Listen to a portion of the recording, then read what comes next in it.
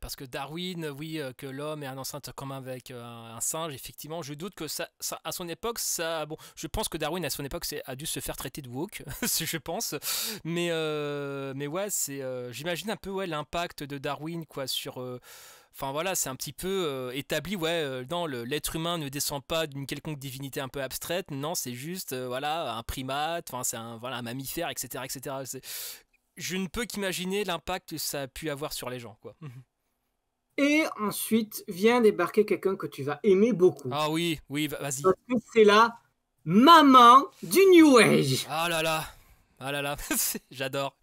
Et il faudrait que tu trouves quelqu'un pour faire une émission sur Je, elle. je, Encore une fois. je trouverai, encore une fois, invitation est lancée, tout ça, les chers amis, hein, l'invitation, message Twitter, tout ça. Voilà. Parce qu'il y a tellement de choses à dire que tu en as pour 10 émissions. Ouais, bon, Sur c'est... tout ce Oui. qui a été autour de cette femme et tout ce qu'elle a engendré malgré elle, Mm. qui elle était, etc. Euh, Il y a beaucoup à dire. ouais, il y a tellement à dire, il y a trop à dire. Donc, dans un de ses livres, La Mm. doctrine secrète, qui est une des origines du New Age, Mhm. que je n'ai pas lu, parce que Blavatsky, ça me tombe des mains, mais alors littéralement. C'est trop. Oui, elle a une manière d'écrire dans le sens j'ai raison, que franchement, j'arrive pas à lire plus d'une page. C'est agaçant. Pourtant j'en ai lu des livres d'ésotérisme, mais alors à ce niveau de gouroutisme, c'est rare. Mm. Donc, Blavatsky, c'est elle qui a vraiment mis en place l'idée de la race aryenne et d'un truc qui va revenir de manière plus ou moins déguisée, c'est-à-dire l'idée de race racine. Parce que dans la mythologie mise en place par Blavatsky, Mhm. il y a eu 5 races humaines, on serait, enfin, il y a eu 5 races humaines, on serait la cinquième, évidemment, la race aryenne. Mhm. Des races racines, avec des races filles qui elles-mêmes auraient des races, des petites races filles. Donc il y a eu la première qui était la race polarienne, donc elle dit pas grand-chose parce qu'ils n'avaient pas vraiment de corps physique. Vient la race hyperboréenne. Ensuite, la lémurienne. Ensuite, la race atlante. Et enfin, la race actuelle qui est l'Aryenne. Dans l'idée de Blavatsky, c'est que c'est que chaque race racine engendre une nouvelle race racine, euh, et disparaît, mais les races filles, mais doivent se coltiner les races filles des ères précédentes. D'accord. Et là où il y a du racisme qui pue, c'est que Blavatsky pense que les Noirs d'Afrique Mhm. sont les descendants des Lémuriens qui ont dégénéré. Tout un programme. Voilà. Voilà. C'est bien puant. C'est présent aussi chez Steiner, puisque Steiner Oui. a beaucoup pris à Blavatsky. Ouais, et quand on parle de Steiner, on parle de enfin, de l'anthroposophie Steiner-Waldorf, hein, bien évidemment, qu'on ne présente plus, voilà. Peut-être un des rares apports positifs des zététiciens sur Internet, voilà, au moins ils ont fait connaître la secte de l'anthroposophie. Parce que oui, il s'agit d'une secte. Oui. Donc en plus, ouais, bah, enfin, Donc, c'est quand même voilà. c'est quand même assez drôle, quand même. Enfin drôle entre guillemets, tu vois, c'est le New Age qui a quand même une image assez positive. Quand en fait, quand tu vas dans les racines du machin, il y a un truc assez puant quand même. Hein. C'est même Oui. ça poque sacrément du derge quand même. Hein. Et attends, parce que là, il va y avoir une petite moustache qui va apparaître. On y vient à la moustache. Je veux le point Godwin dans cette émission. Je veux le point Voilà. Godwin. C'est que Blavatsky va expliquer que les Juifs, Enfin, elle explique d'abord que les Sémites, c'est pas si mal que ça, parce que c'est des descendants d'Atlante. Oui, mais j'attends la chute. Mais les Juifs, c'est des gens qui se sont... c'était une idée qui était présente, qui était très présente à l'époque. Ceux qui sont pas si bien que ça par rapport aux autres Sémites, parce que ils se sont mélangés avec tout le monde. Et on est en plein 19e siècle, et même si Blavatsky devait pas être tellement antisémite que ça, Par rapport aux standards de l'époque, hein, qui étaient quand par même rapport aux assez... standards de Oui, parce l'époque, que les standards de l'époque étaient assez vénères quand même. Hein. oui. De toute façon, à l'époque, le métissage était mal vu, extrêmement mal vu. Ouais. Donc, c'est quand même Blavatsky a quand même posé dans ses trucs l'idée du juif métis ultime, donc un espèce de déchet de l'humanité, un truc absolument puant. Je sais pas si c'est la première. Non, Mais ce mythe du juif errant qui n'a pas de frontières, pas de patrie, etc., dégénéré, c'est un truc qui est assez ancien quand même, hein, je pense. Hein. Mais chez Blavatsky, on passe vraiment, elle est vraiment à la période où on passe du Je veux dire, du mythe au biologique, c'est ça, non? juif chrétien à l'antisémitisme moderne. Ouais, on va dire l'antisémitisme biologique, on va dire ça comme ça. À la charnière. Ok, ouais. Bah, c'était la grande. En même temps, c'était la période, quoi. Voilà, c'était la période. J'ai toujours entendu comme si c'était elle qui avait dit cette chose-là en premier. Je vais pas être, je vais pas dire que c'est elle parce que j'en suis pas sûr à 100%. Mais Parce que c'était dans l'air du temps. C'était là. voilà. Bah, Darwin un peu, voilà, a coupé un peu enfin, je veux dire, biologiser l'homme, ça veut rien dire, mais disons, voilà, il a coupé le truc avec Dieu, on va dire, voilà, l'être humain n'est pas issu, voilà, de la, voilà, il n'a pas un côté divin. Bah, à un moment donné, voilà, je pense que enfin, je sais pas ce que je pense, le racisme a suivi la même trajectoire en fait. C'est. Et dans le sillage de Blavatsky, ce sont pas des théosophistes, mais ils reprennent les bouquins ésotériques d'un peu tout le monde. Il y a le mouvement Volkisch. Ah mon Dieu. Pareil, On y vient. Ouais, c'est bon, on y vient. on Le Godwin est là. on s'en rapproche du Goldwyn. Qui récupère tout ça. Donc, le mouvement Volkisch, c'est clairement un mouvement néo-païen du 19e siècle, visant à retrouver pour les Allemands de l'époque, l'Allemagne venant tout juste de naître en tant que nation, la pureté des origines, essayer de retrouver les cultes de la nature qui avaient avant qu'on ait été sali par le christianisme. Donc on y trouve de tout dans le mouvement Volkisch. Et aussi, je mettrai dans la description, il y a une très bonne émission de Sortir du capitalisme spécifiquement sur le mouvement Volkisch aussi que je mettrai dans la description. Oui. Allez écouter, c'est très qualitatif et on embrasse les camarades de Sortir du capitalisme. Donc, voilà, c'est du néo-païen, c'est du pan-germanisme. Ils sont scindés en plusieurs groupes, c'est un énorme bordel. Puisque, bon, dans le mouvement Volkisch, il y avait même de ceux qui étaient sur le féminin sacré. T'avais de ceux qui étaient plutôt branchés nudisme. Et au milieu de tout ça, t'avais la société de Thulé. Ah, on y vient. On y est, c'est-à-dire la première utilisation de la croix gammée comme emblème en Europe. La circa, enfin, qu'on appelle ça, la vzirka, je sais plus la prononciation exacte. Ouais, en elle-même, c'est plutôt un symbole indien, hein, quelque part. C'est pas très connoté de base. Hein. Ils savaient pas trop s'ils étaient nordiques ou indiens. D'accord. Oui. Sans compter que des svastikas, c'est un signe qui est assez facile à faire, donc tu le trouves un peu.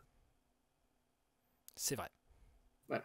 C'est Ah, de toute façon, quand tu vois les adhérents du parti, bon, tu fais dans le simple, hein. À un moment donné, tu t'adresses au public. Faut pas que tu fasses trop technique, quoi. là, on n'était pas des gens qui cherchaient à être dans le simple. C'est vraiment une société ésotérique Mhm. que, allez, on va le dire, Adolf Hitler fréquente. Oh là là. Il n'en est pas membre. Faut comprendre que Hitler, euh, l'ésotérisme, le pangermanisme religieux, c'est pas son truc du tout. Par contre, le sous-texte raciste, ça, c'est beaucoup plus son truc, hein. Ça lui parle, ça lui parle. Donc, il en récupère beaucoup d'idées, surtout racistes, un petit peu ben aussi les idées nationalistes. Lui-même n'y croit pas. Euh, les croyances religieuses d'Hitler, on a très peu d'informations dessus. Et dans le Mein Kampf, l'édition critique que j'ai eue, enfin que je suis pas, enfin je suis au stade où il est encore à Vienne. Apparemment, j'ai pas vu de chapeau pour l'instant. Peut-être qu'il y aura plus tard. Bon, enfin sur 800 pages, j'ai pas encore tout lu.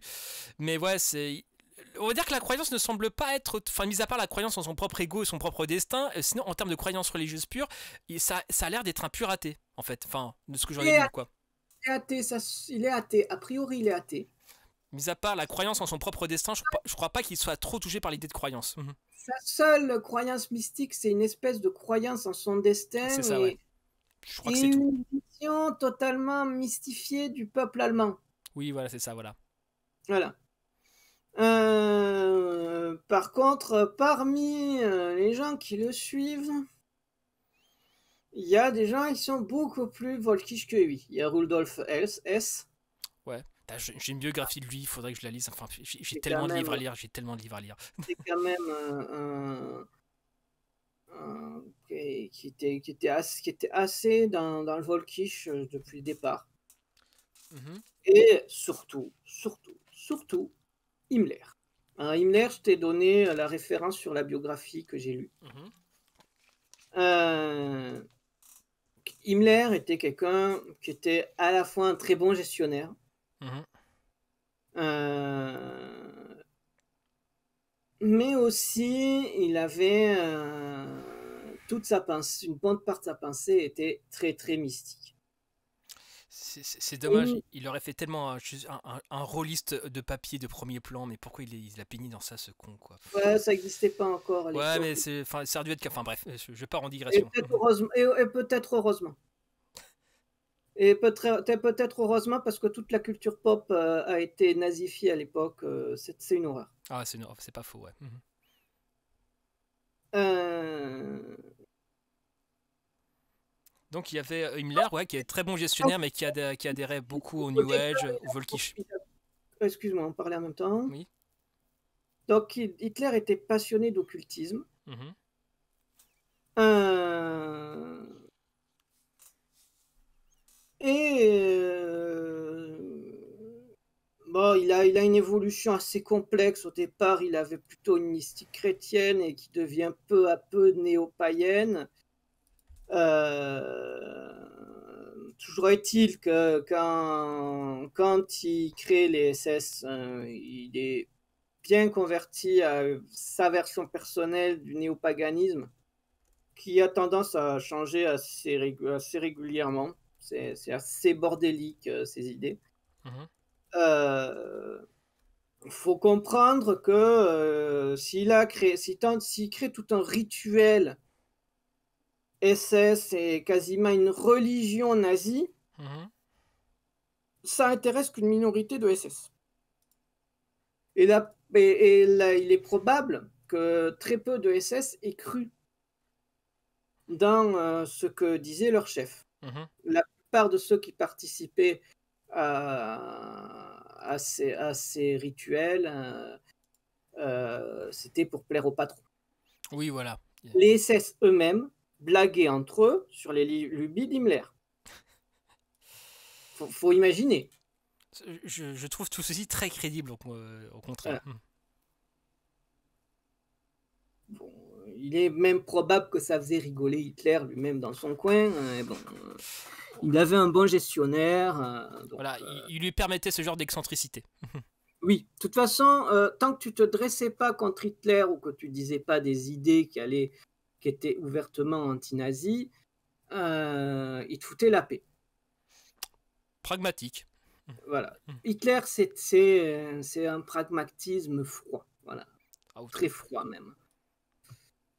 Il crée en parallèle la NNRB, dont j'ai parlé aussi, je t'avais parlé aussi d'un reportage que hélas on ne peut plus retrouver actuellement, sauf si on paie. La terre, la race, le sang, je crois, c'est ça. Au nom de la toile, je sais plus. Je donnerai le lien parce que ça m'évitera de me gourer dans le titre. D'accord. Qui décrit assez bien la nanerbe. Donc, le but, et un nanerbe, ça veut dire héritage ancestral, et le but, c'est retrouver, de prouver l'existence d'une culture aryenne ancienne. Donc, on y trouve un petit peu de tout. Enfin, il y a eu énormément de fouilles qui ont été faites. Hitler y a même mis le holà. Parce que, certes, on trouvait des pots avec des croix gammées, mais bon, au bout d'un moment, Hitler n'avait pas tellement envie que Himmler finisse par prouver au monde entier que les Aryens, race supérieure, vivaient dans des huttes en terre pendant que les Grecs, beaucoup plus basanés, construisaient des temples en marbre, et pendant que les Hébreux, que Hitler aimait pas franchement, c'est le temple de Jérusalem. C'est vrai qu'en termes d'image, c'est pas vendeur, c'est vrai. Voilà, donc il a un petit peu retenu. Il y avait beaucoup de choses qui étaient là pour lui faire plaisir, hein, puisque bon, il y avait une expédition. Himmler a pu mettre un petit peu son pied dans une expédition anthropologique vers le Tibet, qui se serait déjà fait parce que c'était la grande mode à l'époque de faire de grandes expéditions anthropologiques. Parce qu'il fallait de toute façon que le Troisième Reich montre qu'il avait une structure universitaire semblable aux autres pays. Mais bon, Himmler, lui, ce qu'il voulait, c'était prouver que les Tibétains étaient aussi étaient aussi des Aryens. Parce que dans la théorie himmlérienne de l'histoire des Aryens, c'est qu'ils viendraient d'une Hyperborée qui était plus ou moins au nord de l'Eurasie. Ils se seraient installés, se seraient installés pendant un moment au Tibet, ou du moins dans l'Himalaya, puis ils se seraient divisés en deux parties. Une aurait immigré vers l'ouest et serait devenue les ancêtres des Allemands, l'autre vers l'est et serait devenue les ancêtres de l'allié de l'époque, c'est-à-dire des Japonais. Qui, à mon avis, n'en demandait pas tant. Mon Dieu, le hasard fait bien les choses. Voilà, c'était pour dire nos alliés, ils sont aryens comme nous. Voilà, c'était. Oui. Bon, on a beaucoup de trucs assez chelous dans la vie d'Himmler vis-à-vis des demandes qu'il ait pu faire. L'une que j'ai notée, parce que c'est vraiment la plus énorme, c'est qu'il a carrément demandé de retrouver le marteau de Thor. Qu'il voyait comme une arme électrique. C'est technologiquement avancée. Je pense qu'il n'aurait pas pu le soulever, il n'était pas digne. N'est pas Captain America qui veut. Bah, il y avait eu quelques recherches sur le Graal, qui sont restées en Europe. Hein, on n'est pas dans Indiana Jones, même si j'aime beaucoup ce film. Même si j'aime beaucoup. La dernière croisade, c'est mon Indiana Jones préféré en plus. Donc la NNRB a aussi fait des trucs beaucoup moins drôles, comme des expérimentations médicales dans les camps de concentration. C'était quel docteur déjà? C'est pas Mengele, je crois? Mengele. Non, c'est ça, voilà. Mon Dieu.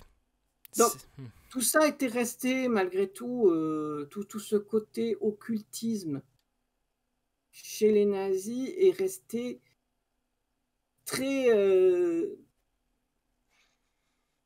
très fragmentaire et était toléré par Hitler. Il faut savoir que les sociétés secrètes telles que la société de Thulé ont été interdites par Hitler. Toutes les sociétés secrètes ont été interdites sous le Troisième Reich. Ah, Tout logique. ce qui était secte, tout ce qui était tout ce qui aurait pu avoir une structure réellement pseudo-religieuse, à part, en s'incluant dans les trucs nazis, encore même chez les nazis, ça marchait pas, comme je l'ai dit. Ça faisait rigoler les SS qui se foutaient de la gueule de leur chef. Ça fait sourire, rien que cette idée-là, quoi. Disons qu'ils pouvaient croire à une supériorité de la race allemande, mais disons qu'ils avaient pas, ils adhéraient pas au folklore à côté, quoi. Oui, oui. Et bon, il y a eu plein d'autres trucs de ce genre-là, mais c'était pas tellement organisé en grande partie parce que quand tu interdis les sociétés secrètes, même des trucs pas des trucs plutôt calmes comme les Francs-Mac, c'est sûr que tu vas pas fonder ta secte.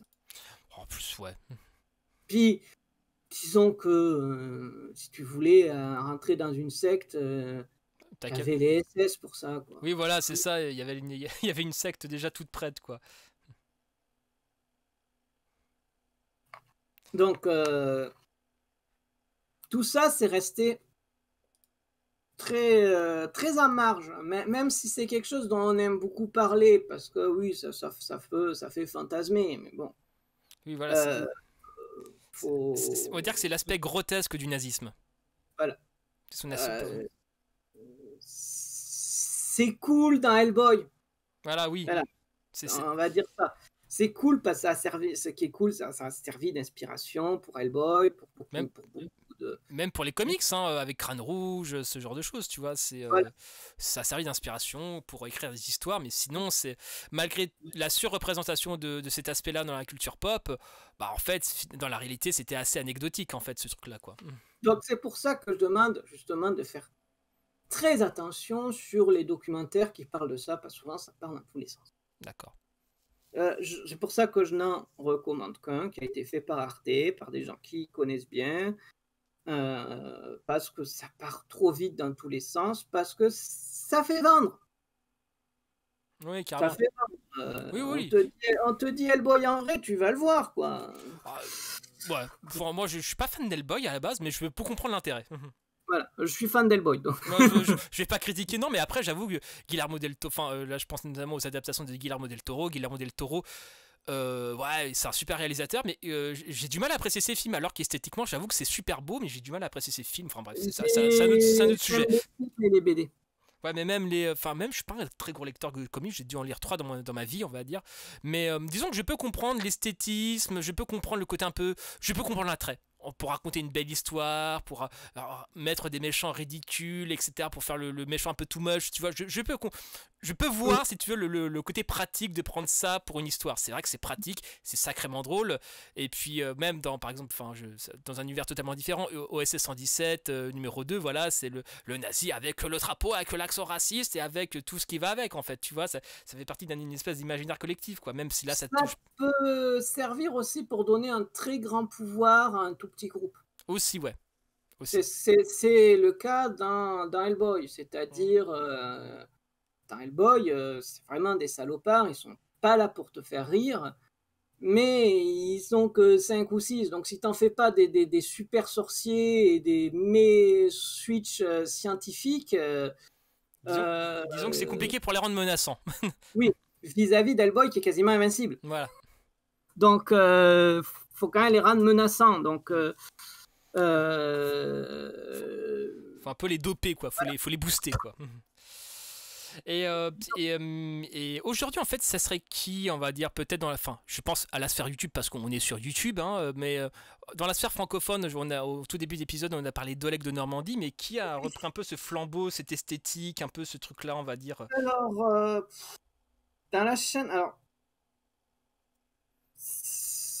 Aujourd'hui, je vais dire, il y a beaucoup de groupes qui reprennent ça. Je pense qu'en fait, comme je te l'ai dit, il y a Mhm. beaucoup plus de groupes qui récupèrent ces idées-là. Mhm. Et là, on va vraiment fusionner Atlantide et Hyperborée et tout cela, parce qu'en fait, tout cela se parle. Mhm. Tout cela arrive se parler, même entre gens qui s'aiment pas, ils arrivent à s'entendre là-dessus. Mhm. C'est-à-dire les Indiens dont je t'ai parlé, les Indiens dont je t'ai parlé qui aimeraient faire croire que leurs ancêtres ont une super technologie, ils font que récupérer ce type de mythe qui est en fait du mythe purement européen. Puisqu'à la base, cette relecture absurde des textes sacrés hindous, Mhm. euh, c'est une relecture européenne par des New Ageux probablement pas, qui voulaient pas justement que les Indiens aient une grande culture et des grands mythes, et qui ont dit ah mais ils ont fait que rapporter avec leur vision de primitifs les guerres qu'il y avait entre Atlantis et Mu. Voilà d'où ça vient. C'est comme si un Indien, un Japonais, j'en sais rien, reprenait ces mythes pour dire oui, mais les Européens, ils ont fait que nous piquer notre mythologie. C'est non seulement de l'appropriation culturelle, mais c'est en plus pour se torcher avec, pour dire que c'est que des primitifs en pagne. C'est pas faux. Voilà. Donc c'est vraiment dégueulasse et c'est assez aberrant de voir que des gens que ça devrait choquer, d'autant plus qu'ils sont nationalistes, Mhm. viennent le récupérer et viennent y mettre leur couche dedans. Ouais. Je- Et donc, tu as plein de trucs là-dessus. Bon, il y a les pyramides de Bosnie dont j'ai parlé. Mhm.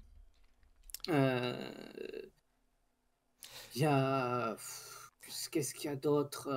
Bon, il y a un équivalent au Japon, puisque il y a une, il y a, il y a il y a une particularité géologique sous-marine proche du Japon, où ils essaient de faire passer ça pour une pyramide ou une ville ou je ne sais plus quoi. Euh, généralement, soit c'est nationaliste parce que on est les descendants de ça, soit quand tu vas ailleurs, comme Thierry Jamin qui trouve des momies extraterrestres, qui ne sont pas des momies extraterrestres, Mhm. c'est raciste. C'est Voilà. raciste dans le sens, les habitants d'Amérique du Sud, ils ont eu besoin d'extraterrestres pour se faire aider. Oui, c'est vrai qu'il y a un Pour- côté vachement paternaliste et insultant dans la démarche, ouais. Mhm. voilà, et c'est dégueulasse. Mais le truc, c'est que ces gens arrivent à se parler entre eux. C'est que rien n'empêche un nationaliste des Indes de dire oui, on est supérieur aux autres parce qu'on est non seulement humain mais extraterrestre, donc on est supérieur aux autres. La preuve, Thierry Jamin le dit. Ouais. En fait, ouais, c'est pour toi, c'est enfin, le nationalisme et donc le racisme qui sous-entend, en fait, voilà, c'est ça le moteur de ce genre d'aberration entre guillemets scientifique, quoi. Enfin, Oui, c'est entre 5. très souvent, bon, il y a le rêve, il y a le rêve derrière, il y a le Mm, rêve, ça je m'en cache pas. mm. Mais pratiquement tous les gens qui écrivent ces trucs-là, il y a quand même un côté puant. Bah, c'est vrai que nous, à l'extrême gauche, on a qui en termes d'aberration scientifique, on aurait Staline et la science prolétarienne, tu vois, c'est tout ce qu'on. Enfin, et encore, est-ce qu'on peut dire que Staline est encore de gauche, mais bon, il est quand même classé à l'extrême gauche, quoi qu'on dise. On a. Dans le sens à l'extrême gauche, on n'a pas ce genre de casserole, on va dire, d'avance, quoique. On en a peut-être. Enfin, quoique, je voudrais que je fasse les recherches, mais on n'a pas d'équivalent à l'extrême gauche de ce genre d'aberration. Ça marche beaucoup plus maintenant avec les groupes néo-nazis et tout plein de groupes d'extrême droite, pas forcément ouvertement nazis, Mm. enfin entre guillemets. Déjà, Oui. c'est compliqué de dire.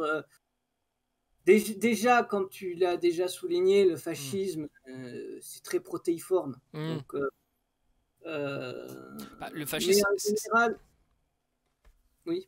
Bon, le fascisme, c'est pas juste le fascisme des années 30 avec le Costa Rica Boss, avec le SS ou la Croix gammée. Maintenant, en 60 ans, il a eu le temps d'évoluer, quoi. Il y a eu le temps d'évoluer, enfin, surtout de nos jours, en fait. Et quand bien même quelqu'un se revendiquerait national-socialiste, ça ne semble pas choquer grand monde quand même. Donc, à un moment donné, Et c'est c'est compliqué. récupéré par toutes sortes de gens, puisque Aussi. on va passer au legs de Normandie, Oui. mais j'avais oublié mon petit cadeau envers toi. Ah, mon cadeau. J'aime les cadeaux. J'aime les cadeaux. Voilà. C'est mon cadeau. Donc, je ne sais pas si tu as entendu parler de Laurent Glosy. Vaguement, ça me dit vaguement quelque chose. Laurent Parce que Glosy. toi qui as été soralien, il y a eu une période où Soral avait derrière lui un livre sur les géants et de l'Atlantide. J'étais beaucoup plus attiré par le côté rouge que Soral que par le côté ce genre de conneries, quoi. Mais bon, Voilà. Mais il y avait ça derrière lui. d'accord. C'est écrit par un, un conspirationniste très, très dans l'ésotérisme, Mhm.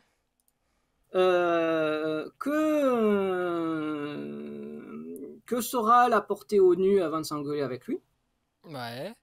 comme d'habitude.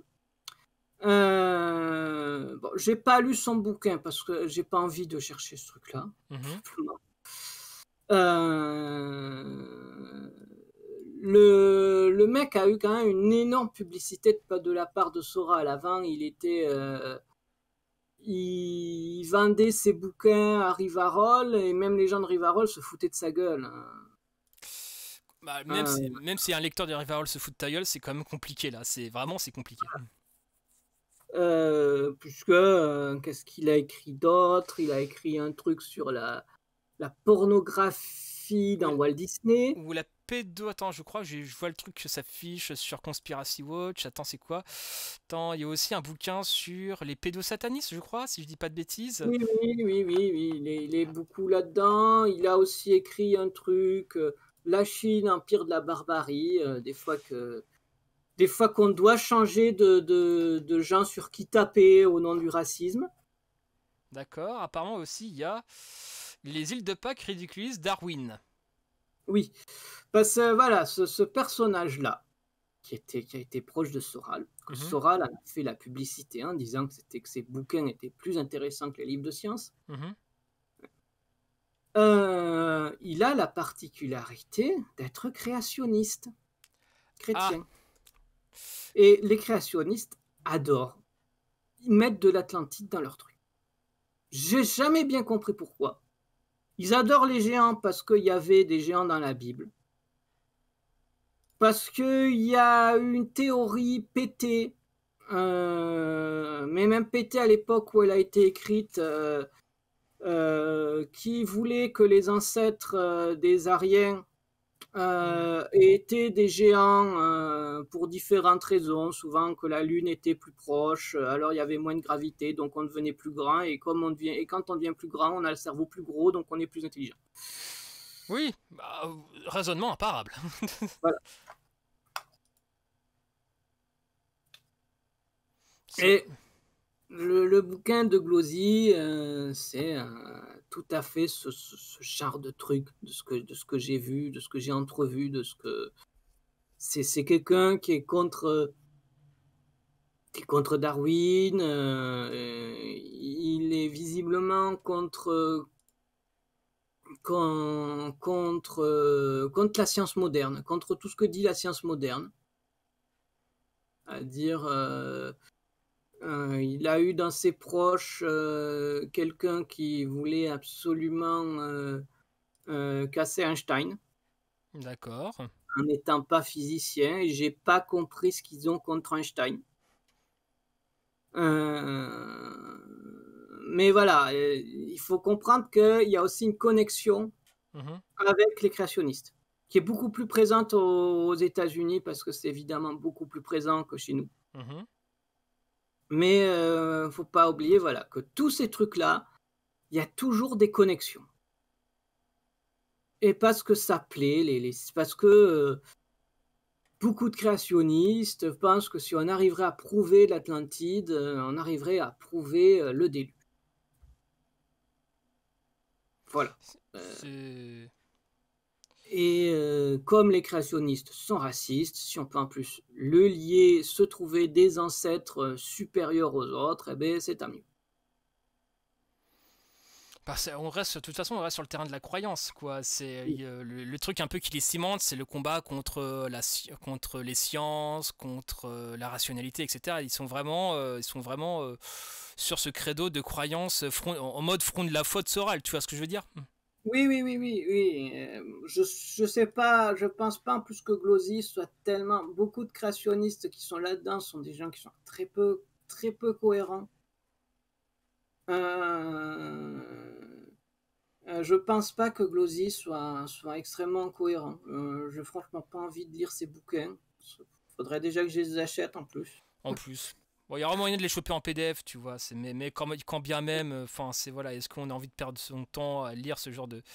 Bon, voilà quoi. C'est toujours le même Quitte truc, quoi. à lire des trucs d'extrême droite, je préfère lire des trucs qui ont vraiment impacté l'extrême droite. Oui, Donc, voilà. Enfin, euh, lire les salauds, faut lire les meilleurs, quoi, quelque part. voilà. Je sais qu'un jour je tenterai le camp des saints, mais Ah, le camp des saints, il y a un camarade de Nepenthes qui se l'est tapé en lecture. oui, mais comme il l'a pas fini, j'ai envie de le continuer. Je crois il y a No Society qui s'était tapé la lecture de Welbeck aussi. Voilà, mais bon, voilà, je me suis tapé du Papacito, le camp des saints c'est mieux écrit, donc. Papacito. Ouais. Et donc on va enfin Voilà. terminer sur Oleg de Normandie, Ah le là. plus connu actuellement. C'est vrai que c'est un petit peu la figure de ça sur YouTube, hein. C'est un peu la figure, quoi. C'est le représentant le plus visible. Il y Bah, en a d'autres. Il y en a, à mon avis, Oleg il disparaît de YouTube. Il va y en avoir un autre qui va réapparaître. oui, c'est fort probable. Donc c'est un mec qui se dit historien. Je ne sais pas, il n'a jamais dit de quelle fac, ni d'où, ni quelles sont ses spécialités. C'est un toutologue en histoire. Il aurait pu être un autodidacte brillant, voilà, mais je ne pense Oui, pas. mais il s'affirme historien, sans qu'on sache exactement d'où il vient. Voilà. J'ai aucune idée de sa biographie. Bah, est-ce qu'il a une Euh, fiche vérifions s'il a une fiche Wikipédia. Je l'ai pas fait en cette émission, je vais vérifier. je Oleg sais pas. de. Je crois qu'il a sa fiche sur Wikidissidence. Enfin, si Wikidissidence est encore accessible. Oleg de Normandie. Oui, je crois, il s'est engueulé avec plein de monde. Je crois même avec, il s'est engueulé avec Tepa à l'époque parce qu'il l'avait pas invité sur Meta TV. Tac. Oleg de Normandie, Wikidissidence. Apparemment non. Bon, si, voilà, bon, ça part de lui sur le site Oleg, il est d'Irna. tellement raciste que je comprends que Tepa ait pas eu envie de lui parler. Pourtant, Tepa, il a invité Conversano pour te dire le niveau du Oui, bonhomme, oui. quoi. C'est. Ouais, je sais pas, enfin voilà. Pour donner une idée de son niveau de racisme, eh ben, bon, il y a une vidéo qui démonte une autre de ses vidéos, Mhm, celle où à partir de trois bouts d'os et de reportages nuls d'Arte, mhm. Arte aussi fait certes des très bons reportages, Mais ça peut mais aussi chier dans la colle. très nuls. Mhm. Euh, il essaie d'expliquer que l'homme européen vient pas d'Afrique. On D'accord. en est, on en est là. On en est là. Donc bon, le mec se fout de sa gueule. C'est un entretien et pénitence. Le nom de la chaîne me revient pas. De toute façon, je t'ai filé le lien. Mhm, C'est assez long. mhm, Euh, Parce que la vidéo originelle dure pas longtemps, mais bon. Entre le debunk et les blagues pour tenir le coup, ça dure longtemps. mhm. Oleg de Normandie, c'est réellement construisons un mythe volkisch pour les Français. Voilà. Voilà, bah, il reste dans la ligne de Soral, faisons du national-socialisme à la française, tu vois ce que je veux dire? Voilà. Il déjà il essaie de fusionner Celtes et Vikings. C'est pas la même période. Carrément. C'est pas les mêmes cultures. C'est pour ça il adore le terme celto-viking. Mon Dieu, comme Euh, ça ratisse bien large. voilà. Qui dans sa mythologie viendrait d'Hyperborée, qui place plus ou moins dans la péninsule de Kola parce qu'il y a des nationalistes russes qui ont trouvé des montagnes en forme de pyramide là-bas, ça s'appelait Al-Oleg, donc il a récupéré. Hein. On peut s'entendre avec les copains de Poutine quand on est d'extrême droite, c'est toujours cool. Qui aurait fondé l'Atlantide avant de devenir les Celtes et les Vikings. Euh, et déjà, les Celtes et les Vikings, c'est pas la même époque. Il y a quelque chose comme presque 1000 ans entre eux, quoi. Enfin, je vais dire 500 ans. Je vais faire une fourchette de 500 ans, parce que 1000 ans, je crois que j'exagère quand même. Euh, C'est-à-dire, selon Oleg, les druides se seraient barrés chez les Vikings qui les auraient accueillis gentiment. Parce que les Vikings sont des gentils démocrates et anti-esclavagistes. Alors ils pratiquaient le commerce d'esclaves quand même, hein, les Vikings. Je crois même Oui, ils étaient peut-être pour même Oleg, c'est des mensonges de la science officielle. Oui. De toute façon, les Vikings, dans sa mythologie, ont fondé les Templiers. Les Templiers étaient les héritiers des Vikings, des Oui, Celto-Vikings. ils sont même allés en Amérique du Sud. Voilà, ils sont en Amérique du Sud, ils ont construit des cathédrales. Déjà, il est focalisé que sur les cathédrales. Alors, bon, si, si on parle des constructions du Moyen Âge, eh ben, il faut parler aussi des moulins. Il y avait une technologie des moulins qui était très impressionnante. Il y a eu l'invention aussi des moulins à vent, qui était en plein Moyen Âge. Euh, pour les constructions architecturales non militaires impressionnantes, j'invite tous les auditeurs à taper Pont du Diable, à chercher sur Wikipédia et à regarder les photos. Vous verrez des ponts médiévaux qui sont absolument magnifiques. Pont du Diable, c'est pas le pont qu'il y a dans les Cévennes, ça, à côté de Saint-Guilhem-du-Désert? Il y a plusieurs ponts du diable. D'accord, ok. Parce que moi-même, j'ai passé une partie de mon enfance à Au-Largue où il y a un pont du diable qui lui aussi est absolument magnifique. D'accord. Et évidemment, il y a aussi toute la construction militaire médiévale. Il y a, ça c'est beaucoup plus dur à trouver, mais il y a toute une technologie à base de bois construit par les artisans, des métiers à tisser très avancés. C'est vraiment, c'est ultra. J'adore les cathédrales. C'est des choses magnifiques. C'est des sommets de construction, de technologie. Mais il n'y a pas que les cathédrales. Il faut, si on veut voir ce qu'était le XIIe siècle et ce qu'a été la révolution, qu'a été la petite renaissance du XIIe siècle, il ne faut pas se focaliser sur les cathédrales. Surtout quand tu n'aimes pas les chrétiens. En plus, oui, mais il prend les cathédrales parce que dans l'imaginaire collectif, c'est impactant, et puis il associe les cathédrales aux Vikings pour dire voilà, on est Voilà. pim parce qu'on a fait ça. Ok, pourquoi pas. Enfin voilà, c'est assimiler Vikings et cathédrales pour voir le niveau de grand écart du bonhomme, quoi. C'est compliqué, quoi. Bah, il essaie absolument de relier les mythologies celtes et vikings. Le problème, c'est que ce que le peu qu'on sait de ces deux mythologies, c'est qu'elles n'ont rien à voir. Déjà, de la mythologie celte, on n'a que des textes écrits par des moines irlandais, bien après la mort du dernier druide. Faut savoir que le druidisme a disparu avant l'arrivée du christianisme. Oui, logique. Enfin, il s'est maintenu en Irlande puisqu'il n'y avait pas d'empire romain en Irlande, Mhm, mais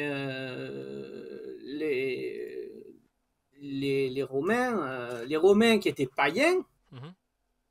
ont, ont éliminé les druides parce qu'ils trouvaient que la religion druidique était cruelle. Non, les druides se sont plutôt convertis à l'administration romaine, plutôt. C'est plutôt, en fait, oui et non. Je crois que c'était C'est Temps-Mort qui avait raconté ça. plutôt, soit vous devenez des administrateurs, soit on vous bute. Je pense qu'une partie dans l'eau ont choisi d'être administrateur quand même, hein. Voilà. Je pense. Voilà, savoir exactement ce qu'était la mythos, ce qu'étaient les pratiques druidiques, c'est très dur parce que on a C'est une tradition peu orale, c'est pas écrit. Enfin, il y a rien d'écrit en fait. ils connaissaient l'écriture, mais ça ne nous est probablement pas parvenu. Et, et va savoir ce qu'ils écrivaient. Ouais, mais j'ai cru comprendre que c'était plutôt une tradition orale, le machin, quoi. Mais Ce qu'on a, c'est quelques textes de Jules César, un romain, ouais, mais bon, c'est un romain, quoi. C'est voilà, c'est compliqué, quoi. qui était surtout intéressé de parler de sa gueule. Oui, aussi, ouais. Euh, on a une description des fameux des fameux mannequins d'osier sacrificiels dans Pline l'Ancien. Mhm. Mais Pline l'Ancien était contemporain de l'époque où l'Empire romain est parti, a voulu détruire le culte druidique. Donc,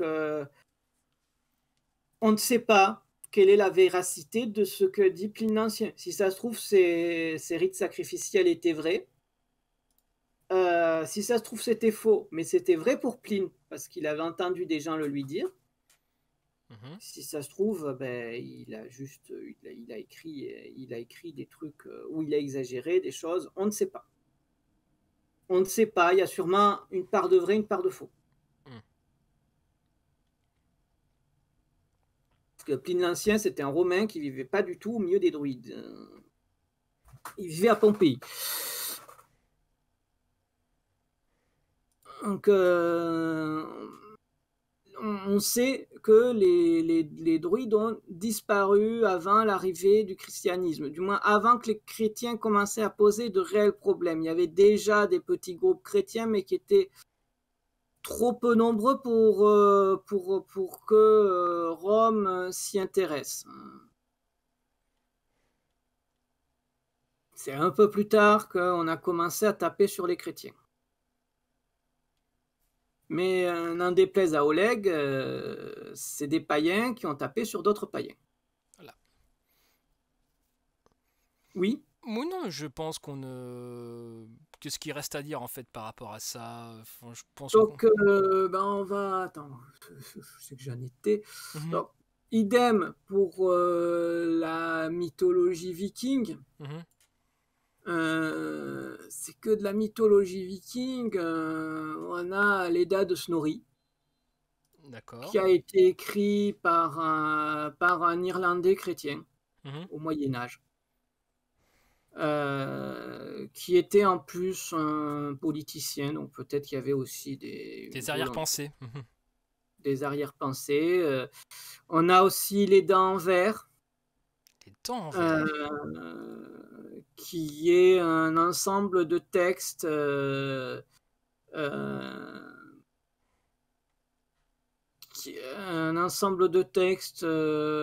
compilés par des moines. Le tout étant en plus en poésie scaldique, ce qui est très très dur à lire. Il faut faire des études pour lire de la poésie scaldique.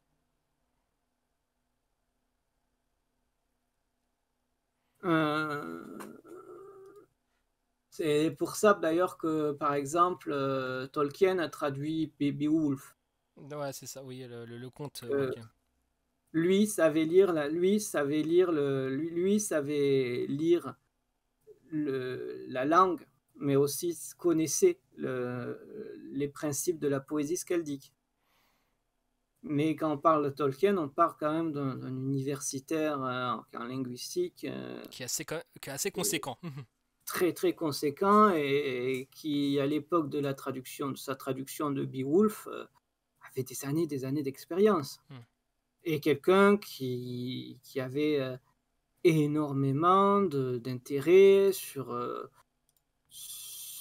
les figures de style, sur les figures poétiques. Ça apparaît dans Le Seigneur des Anneaux. Un exemple où ça apparaît dans Le Seigneur des Anneaux, bon, petite digression, c'est quand Bilbon le Hobbit, quand Bilbon se vexe parce que les elfes font pas la différence entre la poésie hobbit et la poésie humaine. Et que pour un hobbit, ça n'a absolument rien à voir. Et dans la manière qu'a Tolkien d'écrire les différentes poésies, oui, il écrivait de manière très différente, même si un Anglais, même de l'époque de Tolkien, pouvait voir la différence, mais il fallait quand même un petit niveau. Faire gaffe au truc. Je pense que cette dispute était là pour que le lecteur fasse gaffe. D'accord. Donc, que dire de plus sur Oleg de Normandie qui n'a pas déjà été dit? Donc, le grand méchant chez Oleg de Normandie, c'est Charlemagne. D'accord. C'est Charlemagne. C'est Charlemagne qui a tous les défauts. Oui, parce qu'il a obligé les païens à se convertir au christianisme, je crois, non? C'est voilà, pas... parce c'est qu'il a ça? obligé les païens donc il devient un esclavagiste. Il devient bizarrement un allié des musulmans. Puisque Oleg pourquoi pas? Comment? Non, mais pourquoi pas? Pourquoi pas? Parce que Oleg a tendance à voir tous les monothéismes comme une seule et même entité. Je veux dire plutôt que son racisme anti-musulman, anti-juif et anti-chrétien, peut-être, enfin, entre guillemets anti-chrétien. C'est en fait de l'antisémitisme pur et dur. Oui, voilà, c'est ça, voilà. On avait déjà des trucs comme ça chez les nazis. Oui, de toute façon, ce qu'il avait reproché à Sorel, c'est pas l'antisémitisme, c'est le fait que l'islam prenait une part trop importante entre guillemets dans la dissidence et qu'il voulait parler, voilà, de la vraie religion des Européens qui était le paganisme. Voilà, c'était ça son sujet de discorde. Oui, mais Soral, il a plein de gens qui sont catho-intégristes et il essaie de draguer les musulmans. Bon, ça, je sais pas à quel niveau ça marche. Tout ça fut un temps, ça a bien marché. Fut un temps. Enfin, ça a bien marché. Disons qu'il a rencontré un petit succès, et puis, puis Égalité et Réconciliation à son top, à son pic, à son prime, ça faisait 8 millions de visites mensuelles. Aujourd'hui, c'est entre 3,5 millions de visiteurs par mois. C'est un peu moins de la moitié. Un peu plus que la moitié. Mais voilà, il faut savoir, Oleg est antisémite. Oui, voilà, c'est un grand classique. Voilà. Et pour lui, tous les autres monothéismes sont manipulés par les juifs ou sont... L'islam est une construction juive, le christianisme est une construction juive. Oui, parce qu'il parle des religions abrahamiques, hein, si je dis pas de bêtises. Voilà, et c'est eux qui sont les plus esclavagistes, qui sont tous pédophiles. Bon. D'ailleurs, Charlemagne était pédophile. Islamo-gauchiste et woke, je pense, enfin si on complète le tableau. Quand il y a une figure chrétienne qui lui plaît, il essaie de la paganiser. Résultat, on obtient une vidéo qui s'appelle Jeanne d'Arc la Walkyrie. Je ne sais pas du tout quelle tête ferait Jeanne d'Arc si elle pouvait entendre ça. Je pense qu'elle est morte 2 fois en écoutant ça. Oui. Non, je pense que si Jeanne d'Arc pouvait entendre ça, elle laisserait Oleg aux mains de Gilles de Rais avec pour ordre amuse-toi. Et on va pas parler d'une partie de Monopoly, quoi. C'est non mais c'est du grand n'importe quoi. Enfin, Jeanne d'Arc, Valkyrie, Euh, machin, mais c'est le gars, il est le gars. Déjà, bon, Jeanne d'Arc devait pas savoir du tout ce que c'était qu'une Valkyrie, mais s'il y a vraiment quelqu'un qui a priori devait être très très chrétien, vraiment en plus dans un sens très mystique, c'était Jeanne d'Arc. C'est what? Je... Et beaucoup. D'ailleurs, c'est la même chose avec ces cathédrales qui deviennent des constructions païennes. Mhm. Ouais, parce qu'il aime bien les cathédrales. Et l'impression que me donne Oleg, il me fait penser en fait à un personnage d'un sketch très connu des Inconnus. Désolé du jeu de mots. Mhm. Celui sur les sectes. Effectivement. Voilà, avec le type qui voulait être intégriste, qui a découvert qu'avant on faisait la messe en latin, donc qui est passé au latin, Mhm. qui a découvert ensuite que c'était le grec, donc qui est passé au grec, et puis qui a découvert que Jésus était juif, alors du coup il a rejeté le christianisme. Et il me fait cet effet-là. Je sais pas du tout, peut-être que je me trompe complètement, je suis pas dans sa tête, heureusement pour moi. Mais il fantasme énormément, de toute façon, là-dessus, et tout en fantasmant des trucs qui sont purement chrétiens. Oui, voilà, Et, il essaie un petit peu de prendre les grosses figures de la chrétienté, il essaie de les paganiser pour se donner un petit peu un argument d'autorité, quoi. sauf celles qui lui plaisent pas. Hmm. Parce que voilà. Parce que voilà, Charlemagne esclavagiste, parce qu'il a tapé sur du païen, donc c'est pas bien. Il oublie un petit peu que les peuples germains se sont christianisés quasiment avant les Romains, Ah bon? Ça, je et l'ignorais. plus, Ça, je et l'ignorais. plus rapidement que les Romains. D'accord. Enfin, c'est très complexe, hein, là, faut L'histoire de la vraiment. chrétienté, ouais, j'avoue, je me suis pas trop spécifiquement penché dessus, quoi. Mais les Germains ne pratiquaient pas le christianisme catholique, ils pratiquaient l'arianisme, D'accord. qui a une petite différence qui est trop compliquée pour que je l'explique, et que de toute façon je suis pas sûr de bien l'avoir compris.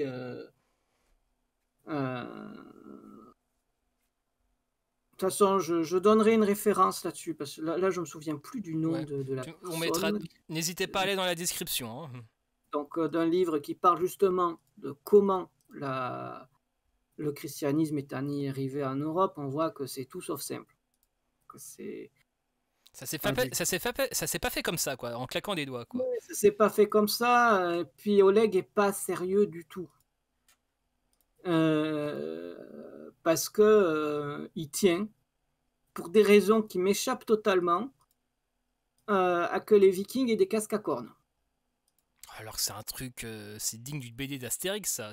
Oui, C'est pas sérieux, ça. oui, Même oui. moi, je le sais pour vous dire, hein. Mais pour te dire, Dari, il s'est fait quand même agresser par des gens qui disaient Nia, les casques à cornes, hein, à la suite de cette vidéo. Alors que, parce il a fait une vidéo où il présente des casques de cérémonie, que ce serait la preuve que les Vikings avaient des casques à cornes. Mais l'image qu'a Oleg du Viking, c'est l'image du Viking Skyrim, quoi. C'est. Bientôt, il va nous faire que. Il va nous parler du Dovahkiin, hein, d'ici quelques temps, quoi. Oui. Franchement, je serais pas surpris, quoi. Et j'adore l'univers de Skyrim, j'adore l'univers d'Elder Scrolls, mais Mais c'est pas euh, sérieux. faut, faut arrêter un moment. Ils ont. Faut...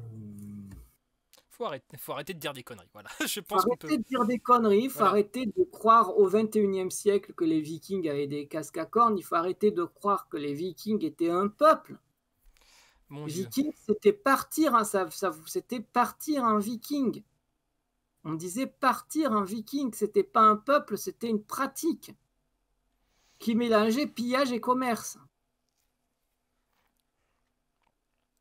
Et si les Vikings, ils allaient taper sur les monastères, c'est parce que, bon, déjà, les monastères avaient du fric, et aussi parce que les monastères, c'était pas vraiment peuplé par des gens qui savaient se battre. Bah, c'était surtout des pillards, c'était pas forcément. Enfin, je crois que c'était un épisode, on va faire court sur les Vikings qui casse un petit peu. Enfin, j'adore cette chaîne YouTube d'ailleurs, et son épisode sur les Vikings disait clairement, ouais, les Vikings sont pas forcément des soldats ultimes surentraînés, ils font Oui, leur tactique, c'est ils arrivent quelque part, ils rasent tout, de préférence là, le ratio entre moulats et gens qui ne savent pas trop se battre, donc à Monastère ça semble correspondre au profil, tu vois, ils arrivent, ils rasent tout, ils se cassent, c'est ça la tactique.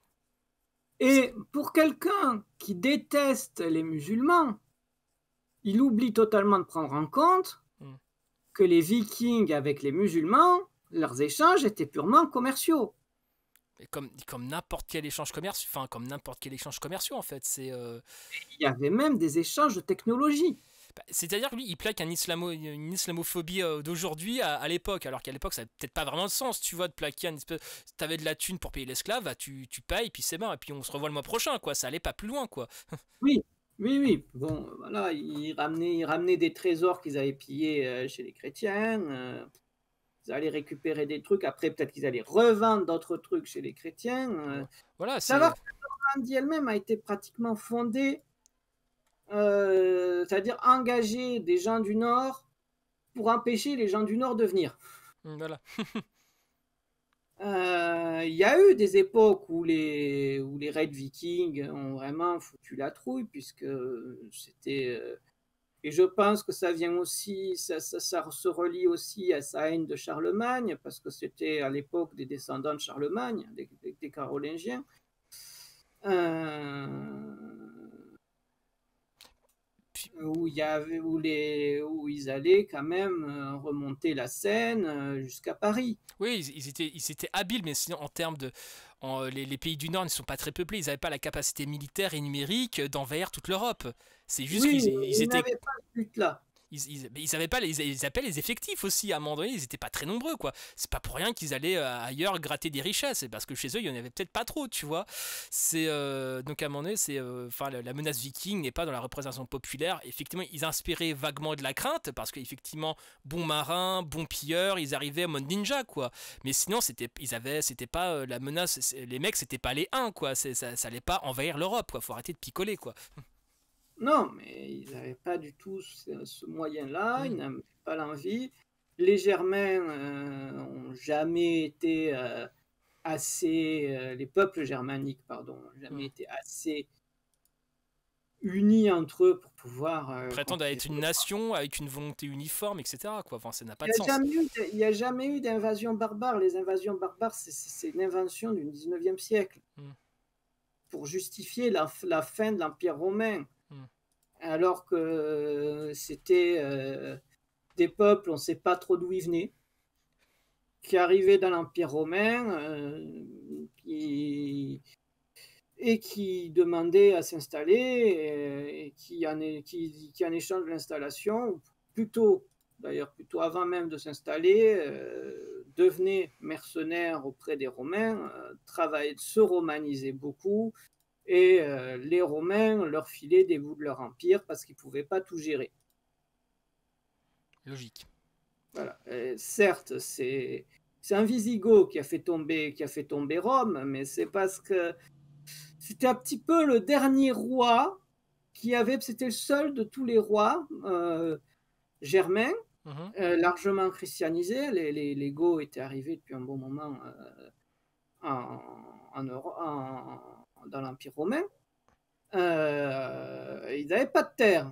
Donc au bout d'un moment, Alaric, aidé par d'autres Romains, parce qu'il y avait aussi de la politique romaine par derrière, il est allé prendre d'assaut Rome.